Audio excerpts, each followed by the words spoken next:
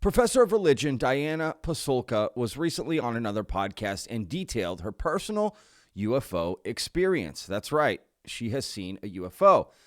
And one particular point about her sighting that's interesting is she talks about hearing an owl and then time slowing down. Now, some of you that are into this subject have heard something like that before. So I have two clips to show in today's video. A clip of Diana Walsh Pasulka talking about her personal UFO experience, and then a secondary clip that adds context to the relationship between owls and UFOs. Let's dive in. If you're new to the channel, y'all, and you like content like this, please hit that subscribe button, y'all. We put out a new video every day, 12 p.m. Central Standard Time. I do not miss a day. And, of course, hit that like button. That really helps out the videos, so thank y'all so much for the support there, vetters. And, of course, comment down below. What do you think of Diana Walsh's story? And what do you think about the connection between owls and UFOs? And have you yourself had an experience like that? I'd love to hear from you in the comments. So thank y'all again. Let's dive in. All right, I've got this clip lined up, so let's just go. Okay, so Diana Walsh Pasulka went on Unraveling the Universe.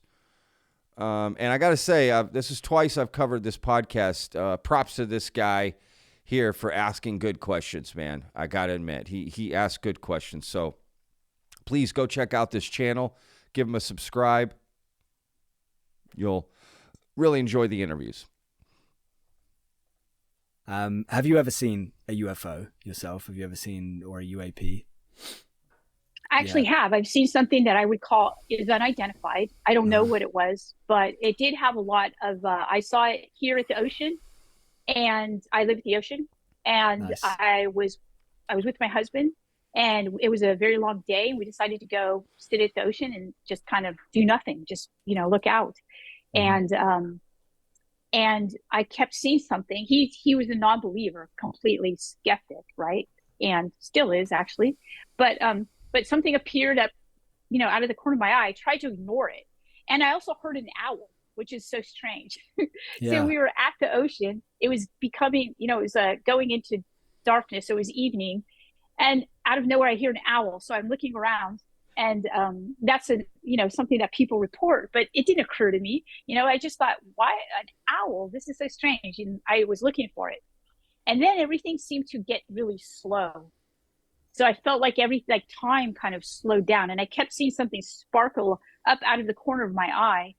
And I looked and I saw something up there, and I thought, oh, I'm not going to say anything, because obviously if I say something, he's going to scoff at me. So I didn't. But it wouldn't go away. So finally I said, what is that?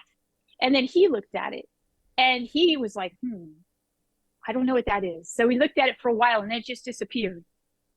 Wow. Oh, but that wasn't the end of it. So the strange thing is that I went home, and then I received a paper that Dr. Jeff Kripal was writing, but it hadn't been published yet.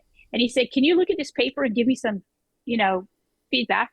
And it was about owls and UFOs.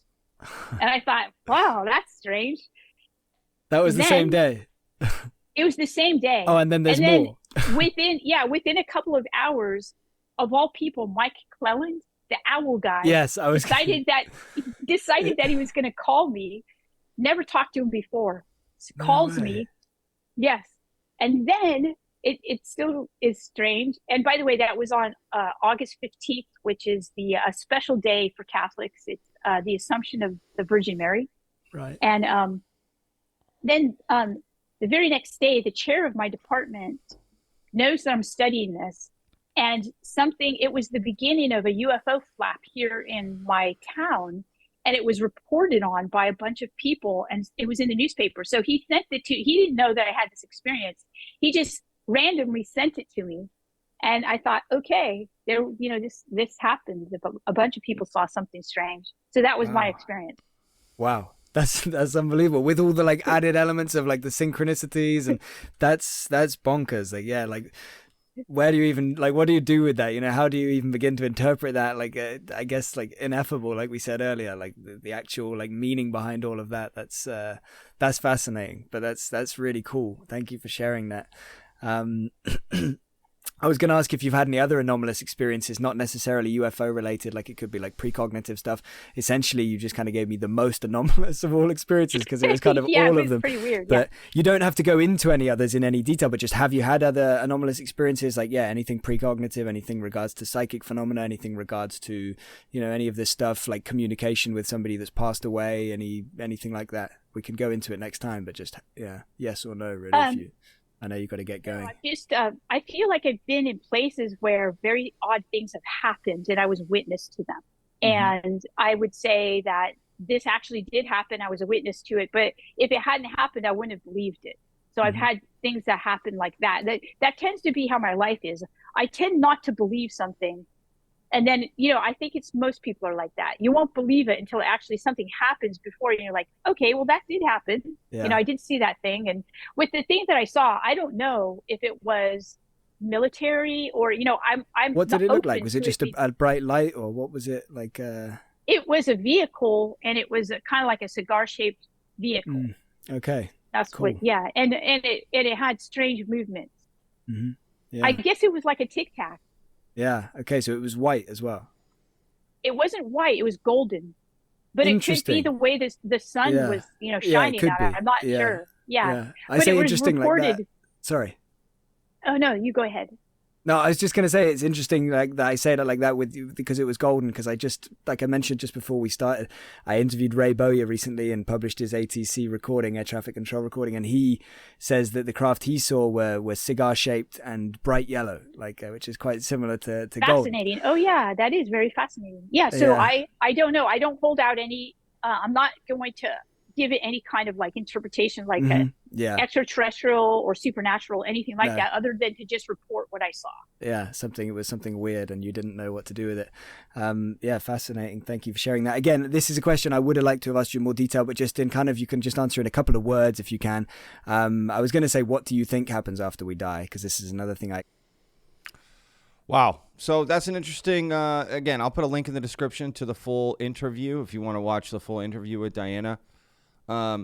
Just for those of you wondering, she has not responded to Gary Nolan's denial of part of her story on the Joe Rogan Experience, right? I've made a video about that. I'll put a link in the description if you want to check that out. And, of course, I made another video about Diana on the Joe Rogan Experience talking about her visiting a secret UFO crash site. So, again, I'll put a link down in the description to both those videos. Because I think this was recorded before all that, but I don't know.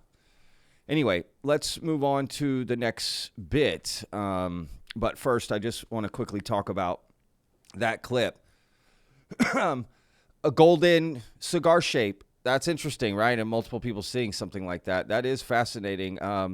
You know, I've never heard of anyone seeing one of these cigar shape up close. Like anytime you hear about, you know, Bob Lazar's story or something similar like that, you know, seeing a craft, you know, whatever. It's like up close, right? Like working on it, reverse engineering crap. We never talk about a cigar-shaped one. Maybe Commander David Fravor might be the closest to get to the Tic Tac, a Tic Tac, you know, like object, which is interesting, right? Because he always regretted using the word Tic Tac. To be honest with you, he said that in interviews. Like he more described it, you know, propane tankish, but it's kind of almost similar, right? Cigar shape, right? Like, so I don't know, but I do find that interesting. But one particular point that I find interesting about her telling that story is not anything to do with the sighting itself. It was just a quick comment that she made where she basically said, like, her husband was there too and saw it, and he's still a skeptic today, like up to today. I find that fascinating. They're married. Diana has visited a secret UFO crash site, literally held materials. Gary Nolan has analyzed them. She's had all kinds of other experiences with people and, you know, all kinds of things, right? Her books and the secret sources that she has. And her husband still doesn't believe. Like, if that guy doesn't believe, what are we? That's kind of crazy to me because they're having pillow talk. She's saying things that aren't public, right? So I find that odd that he wouldn't believe, right? He doesn't know her relationship with Dr. Gary Nolan and all these people and what's going on. I just find that so odd that he's I'm not saying a staunch skeptic, but she just said he was a skeptic and still is today, right? But again, knowing Diana's situation, I find that interesting. Now, granted, that happens a lot in relationships, right? Where one person believes wholeheartedly about something and the other person does not. I've been in that kind of relationship as well. But granted, the person I was with wasn't deep into that thing where they had personal knowledge and experience and sources and, right, sort of becoming a key figure in that topic. You know what I mean? Because again, if he doesn't believe, if he's still skeptical through everything she's been through, I don't know. I just find that interesting. I honestly would, if I ever spoke to her, I'd ask her about that. Why is he skeptical? I'd probably want to interview him, right? Knowing your relationship with your wife, like, why are you skeptical? What, I'd be curious what is holding him back about her story, right? He knows her. Why is he holding back? That's interesting. And maybe I'm reading too much into it. I don't know. Could be possible. All right, let's jump to the next clip. So this was on Danny Jones' podcast, Mike Cleland, right? So that's the person that Diana just spoke about in that clip, right? Calling her, he's the owl guy. Here it is. In your view, what is the reason for these owls showing up in connection with UFOs? Like, what is the connection between the owls and these tiny scientists in these UFO saucers? They might not be tiny scientists in the saucers. They might be doing some other role, but they're the connection. Okay, so there's a term archetype, which means that somehow within our, Plato originally used the archetype, and then the term archetype, and then then Carl Jung used the term archetype in more modern research. And they both are implying that there's a something in the human psyche, in the collective consciousness, that we have an embedded knowing about certain things. Like, for instance, Luke Skywalker is the archetype of the hero, right? So you go to see Star Wars, you watch a movie with, Luke Skywalker flying his fighter spacecraft and with his lightsaber and everything like that. You're seeing a movie, an adventure movie, but underneath it all, you are seeing the archetype of the hero. Right. So, and we know that, we can tap into that, and I would argue that we can tap into the archetype of the owl. Like, I talk to a lot of people who see owls, and almost no one says, "Oh, I saw an owl." People will come to you and say, like, "I saw this owl. It might have nothing at all. It might have been on a fence," and they said it was so powerful. Like, it was so striking to see an owl up close. So, along with that, well, culturally, they're just tied with like spookiness or and have horror been, yeah. or. And that goes right into the Bible. There's parts where owls are mentioned in the Bible, and it sounds just like if it was like a spooky movie. They show up in places where they are like a set piece, when within the Bible they're talking about like the wasteland, the barren, the desert, these lonely, spooky places. And they'll say there were owls there. So that's exactly right. That has been within our psyche for forever. So, but if there is a... Hang on, and I'll rewind so we don't miss that. But, I mean, people get excited about seeing any kind of majestic animal up close.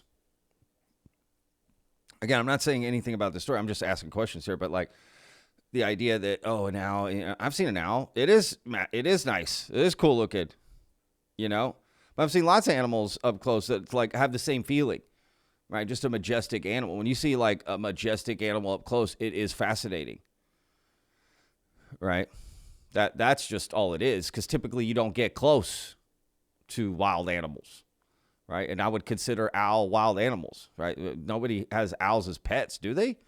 I mean, unless you're like fucking Harry Potter, or a witch, I guess, or something. I don't know. Who's got owls as?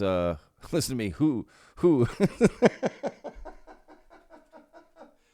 Who's got owls? That was not on purpose. But yeah, you know, I look. I used to work at a place called Medieval Times. Okay, you may have heard of it. Long time ago. Well over 20 years ago. You know, during the old college days, even though I wasn't in college. And we had a falcon. It was a falconer, you know, and he had a falcon. He'd always have it on his arm. He'd be walking around the castle with it. Yes, I worked at a castle. I mean, it's, you know, not a real one, but anyway, right? And that was majestic. You'd see that thing up close, man. It was crazy looking. Like, it was so beautiful and, like, honestly, mesmerizing, if I'm being honest. And it had this, like, little hat, where I'm not joking, a little, like, leather hat that covered its eyes, right? Like a helmet. That way, when you're holding it, it's not flapping around, do whatever it wants, right? It's like it'll stay still, basically.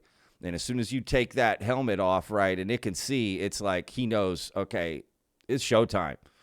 But my point of just bringing this up is just that, right, birds in general like that are very just sort of majestic and have this sort of like mesmerizing quality. And that's the truth. So this idea that, oh, owls are special somehow because of that, I don't know. But now, if people start to have UFOs and owls in connection, okay, that's a different thing. But just because of the idea you see an owl, I mean, yeah, because that's cool. If I saw a falcon or a hawk, I'd say the same thing. You know, I'm in Texas. I've seen hawks carrying like rats in their talons flying by on the highway. No joke. It's like crazy looking. It's mesmerizing. So I don't know. Maybe I'm overthinking that way too much. For forever. So, but if there is a deeper meaning, now I'm going way out on a limb with these ideas here, but if there's a deeper meaning within the owl that we can tap into subconsciously, and they arrive at the moment of UFO contact. So this is totally, what's normal is I get stories like this all the time. Walking through the woods, I looked up, I saw an owl. The next thing I knew, a flying saucer passes right over me. That's very common. So the owl, they're seeing a real owl, and it is showing up in the context of a UFO contact or a UFO sighting. Mm-hmm. So is it a punctuation mark? Is it like an explanation? Is exclamation point within the narrative of their reality? Does that make sense? Like if the owl is showing up for some reason, if only so the person pays attention more. That is so you ask like why owls? The simplest thing I could say why owls is to pay attention. It's like a symbol to pay attention. Another thing I say, it's an alarm clock. Mm-hmm. It's like it's a ringing bell, like forcing you to pay attention, forcing you to wake up. So what does that have to do with if it's a real owl versus, I mean, how could it not be a real owl? Okay, so you were a little bit ago. You asked about the 4-foot tall owls, right? So there's two avenues of. I'm sorry, what? 4-foot tall owls? I'm honest. I didn't hear that. I just watched this clip, so I haven't watched the full interview with this guy. It sounds like I need to. I'll put a link in the description, so you can find that. Sounds like I need to watch that too. What do y'all know about 4-foot owls? Tell me in the comments. 4-foot owl. Jesus Christ, if I saw that thing, yeah, okay. I mean, nobody said, a dino owl. I didn't know that. Yes, that makes a huge difference if you saw a 4-foot tall owl. Okay. I mean, that's like a condor, for Christ's sakes. 4-foot tall owl. Yeah, that would scare the living crap out of me. Let's just forget there's no 4-foot tall owls. Why would aliens pick owls? Again, they're beautiful, but I don't know. I don't know. I don't know, y'all. Of the owl sighting. One avenue is a real owl, and what is very commonly reported, and I get this a lot, is here. I'll tell a little story. This guy at a UFO conference. People in a group, they sit in a circle like an Alcoholics Anonymous meeting, and they talk about hello, my name is Joe, and I think I've been abducted by aliens. It's basically the vibe of it. Ooh, I'll take some coffee? Yeah, just a little bit. Wow, great. It's strong. Good, and so perfect. And then they tell their stories. They tell their experiences. And I was in this once, and this was at a UFO conference where there's a big, people go to UFO conferences, and people who have had the contact experiences will show up at the conference, and then they will often have a support group meeting at night. It's closed to reporters and things like that. So there's a guy sitting off in the corner the whole time, and he's kind of like this the whole time. And he at the end of the meeting, he kind of raises his hand. So listen, I have to ask people in the room, has anyone here ever had any odd experiences with owls? And this guy almost fell out of his chair when everyone rose their hand, including me. And he was just so he told his story. So this is the story that shows up a lot. He's driving down the road at night, and he sees this big owl on the side of the road. It's 4 foot tall. And he goes right up to it, and he rolls his window down. He looks right at it. It's right next to his driver's side window, and he looks at this big 4 foot tall owl. And he gets a really bad feeling, and he drives home. Later, he's a photographer. Later, he goes into the woods, and he knows there's an owl's nest in a tree, so he's taking pictures of this owls. And he's looking at the owls, and he says, I don't think that was an owl I saw on the side of the road. So he went through hypnotic regression to try to figure out what he actually saw. And he said that nothing really emerged in the hypnosis session except that he has a vague memory of the owl wearing boots. Okay, so there's nothing proof here, but what is commonly reported is this tall, 4 foot tall owl, and Commonly reported? Commonly reported. What is that? Can you give me numbers? What is common? I wish I knew. So I don't, what percentage of your stories are 4 foot tall owls? 25%. Wow. Maybe 50%. Less than 50, more than 25. Somewhere in there. Okay. So that's pretty common. So here's another story. So the implication is that the gray alien is using some sort of psychic impression to distort the observer's mind. This is so common in the literature. And so there's and I've heard it many times, you listen to the hypnosis transcripts or the hypnosis recordings where someone will say oh, I saw a 4 foot owl on the road. And then the hypnotherapist says, describe the owl. Well, it's bald. It's got big black eyes. It's skinny. It's wearing a shiny uniform. It's got long fingers. And I don't think that's an owl. It's very commonly reported that at the end of a UFO contact experience, the beings, oftentimes the gray aliens, will kind of say, you will remember us as owls. Now, it's not just, so this is in the literature, this is called a screen memory. So there's a screen somehow that they use either technology or psychic means to distort what the witness is seeing. Now it's not just owls. It's deer. Owls and deer are at the top of the list. People see deer under odd circumstances, and then after that it's cats, raccoons, squirrels. Clowns is very commonly reported. Jesus gets reported every once in a while as far as showing up as a screen memory. So somehow how are they tapping into the mind of the observer? I cannot even begin to imagine if it's technology or psychic means. So here's another story that is on the screen memory aspect. There's a woman I know her well. I trust her. She was working at a girls' school for kids. She was 19 years old, a summer camp. And there was buildings, and she walked from one building to the other, and she had to kind of walk through a trail. So she wasn't deep in the woods or anything. She was just between two buildings. And she could hear kids, the girls playing in the background. And she turns a corner, and there's a gray alien standing by the side of the trail. And she looks at the gray alien, and it looks at her, and she hears this sort of echoing, reverberating voice in her head that says, owl, owl, owl, owl. And she watches this being turn into an owl, whoosh, morph into an owl, turn around and run into the woods. So I'm going to put a link in the description so y'all can check out the rest of that clip and the full interview there.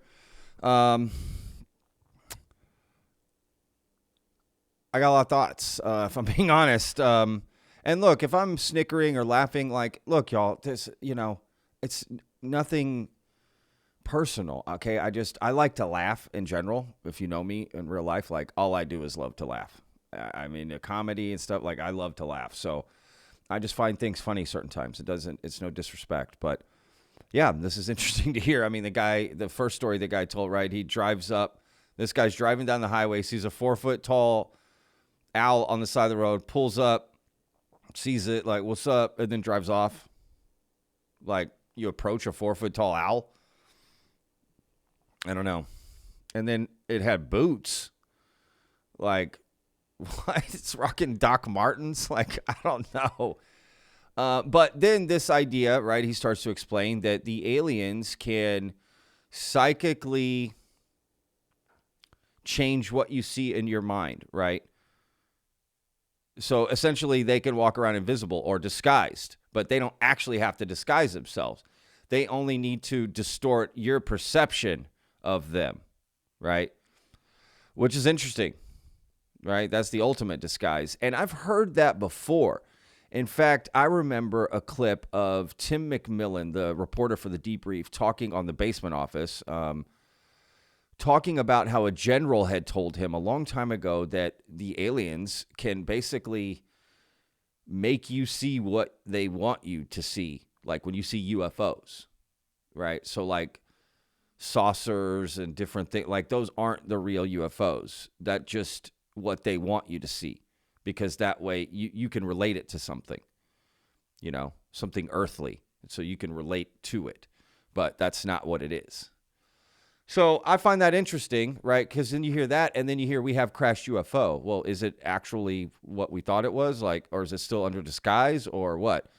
I don't know, but I have heard that before, that ETs can sort of manipulate your perception, and that's fascinating. I gotta say, that is interesting. Now, these stories that the guy's telling, I mean, yeah, they sound interesting, right? I don't know about this woman seeing the alien morph into an owl while she's being fed owl, owl, owl, owl, owl, owl, owl, right? And then you see it morph. Like, that's not a very good job of this alien, right? He's clearly letting you see behind the curtain.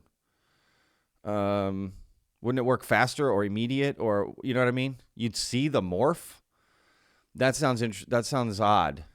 But I don't know. Yeah, I don't know how this technology works, right? If it's even real or not. I don't know. I don't know how psychic abilities work, much less psychic abilities of ETs. But that is fascinating. Now, he goes on to mention all these other animals that people and, deer, cats, right? What do you say? Clowns. Jesus, that's my worst nightmare, y'all. Jesus, it's almost like you can just keep going. People just see these things, but who knows? I don't know. Let's be real. Just to play devil's advocate here, if you were an ET and you had that power, I mean, yeah, that sounds pretty genius, to be honest with you, to do that, right? To manipulate people's perception of you. Like, I mean, that's just like an ultimate weapon, But then what's the point? Because they let you see them and they transform. And sometimes they do, sometimes they don't. I don't know. Like, is there no game plan? Do they not have meetings? The aliens, are they not having boardroom meetings, being like, "Hey, man, Bob, you went down, and they let you let them see you transform into an owl, bro. Okay, we're gonna be putting you on 2 weeks leave. You can't be letting that happen, right? Like, are they not coordinating together, or everyone's just out? Are these aliens just out on their own? That makes sense. Are they representing the larger species, or are they just rogue lone wolves out there? Magellans out there just sailing the oceans on their own. Are they Lewising and Clarking this shit, out? I don't know, right? Does their technology represent something else? Like, is that a bad technology that their home planet never wanted them to have, so they escaped with it and they go around? Or is it as simple as how we change the perception of things, right? TV, CGI, that sort of thing, right? We CGI is essentially what that is, right? We can take someone and then on video, right, go into a computer and completely change how they look, CGI them. We can de-age them. We can make them a totally different character. We can make someone a dragon. I mean, anything, whatever we come up with, whatever we want. And then you perceive that thing as whatever they want you to. Right? It's essentially that, but in real life. That's pretty fascinating. I mean, to be honest, I could even see like the Apple Vision Wear, right, that just came out and other technologies like that. I could see it being able to do that, right, where you could change your reality, right? When you're walking around, people can look like owls or people can look like whatever you want them to, you know. But that's you changing your reality for yourself, right? Because they're saying the alien changes it for you, right? So that's, I mean, that is, again, that is quite a weapon.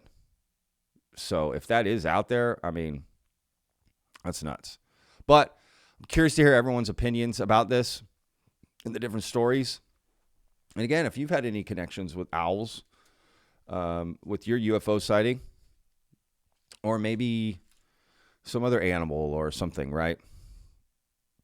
I would definitely like to know if anyone's had an encounter with a 4-foot tall owl, because that's got to be terrifying. Again, I don't know why that guy would just pull over on the side of the road and check it out. If I saw a 4-foot tall owl, I am going the other way, man. Are you kidding me? No, I'm not approaching this thing. So, yeah. All right, y'all. Thank y'all again for watching. Hope you enjoyed today's video. If you watched this far and you haven't already, please hit that subscribe button, y'all. We're trying to get to our next goal is 25,000. So let's go, y'all. Let's hit it. Again, thank y'all so much for watching. We'll see you tomorrow, 12 p.m. Central Standard Time. Remember, Vetters, every day's a gift.